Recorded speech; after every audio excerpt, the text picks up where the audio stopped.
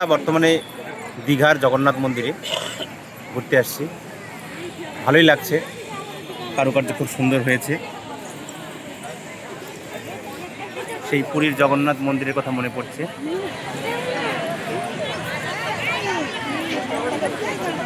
বলো, খুব সুন্দর পাথর দিয়ে এবং লোকেশনটা খুব ভালো জায়গায়। দারুণ সব ভিউ। হাওড়া থেকে হাজার হাজার এখানে দর্শনার্থী এবং পর্যটক এখানে এসেছেন জগন্নাথ দেবকে দর্শন করার জন্য।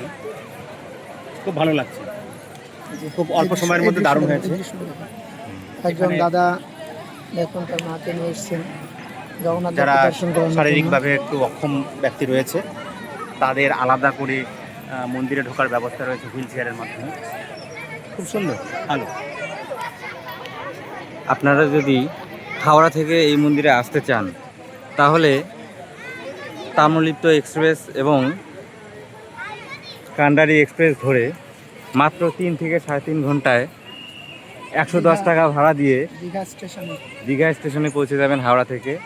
এখান থেকে 2 মিনিটের হাঁটা পথ। দীঘা স্টেশন থেকে 2 মিনিটের হাঁটা পথ। যদিও বিষয়টি নিয়ে অনেকেই অনেক কিছুই বলেন, রাজনৈতিক মতভেদ, কিন্তু আমি একটা কথা বলবো, এর আগে আমার ভেতরেও হয়তো বা কিছু ছিল, কিন্তু এখন যেটা দেখতে পাচ্ছি সব কিছু মিলিয়ে সত্যি একটা দর্শনীয় এবং ধর্মীয় স্থান। এখানে আসলে একটা আলাদা রকম অনুভূতি হয়।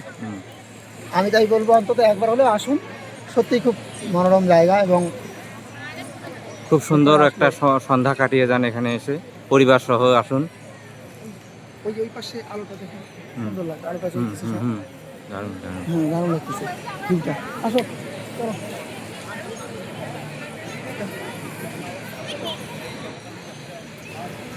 মন্দিরের আলোগুলো এখন অন্ধকার নেমে আসার সঙ্গে সঙ্গে এক এক করে আলোগুলো জ্বলে উঠছে, এক অপরূপ সৌন্দর্য চোখে ধরা ফুটে উঠছে।